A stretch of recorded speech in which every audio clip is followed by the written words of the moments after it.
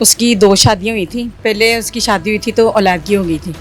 तो ये तकरीबन मुसलसल मेरे पास ना 8 साल से ही रह रही है। ठीक है, पहली शादी कितने साल पहले? 8 साल पहले? हाँ जी, पहले 8 साल पहले हुए थे। हाँ पहली जी। शादी में से बच्चे हैं? हाँ जी, हैं। कितने बच्चे हैं? एक बेटा और एक बेटी। हाँ जी।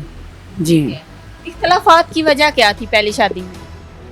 वो बस यही कहती थी कि ये ना कमा के नहीं लाता, मेरी ज़रूरत नहीं पूरी करता, तो उसी ने उसको काम पर भेजा था कि तुम काम करो। अब फिर ना वो कह रहा था कि मेरे साथ दोबारा निकाह करो, मेरी हेल्प करो। तो वो कहती मैंने अब तुम्हारे साथ दोबारा शादी नहीं करनी। और दूसरी शादी?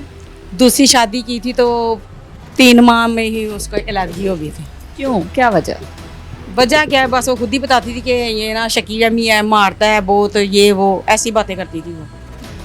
तो बच्चे फिर साथ ही रहते थे कमल के? नहीं, जब दूसरी शादी की थी? नहीं, बच्चे मेरे पास हैं। ठीक है, बच्चों की कितनी उम्र है?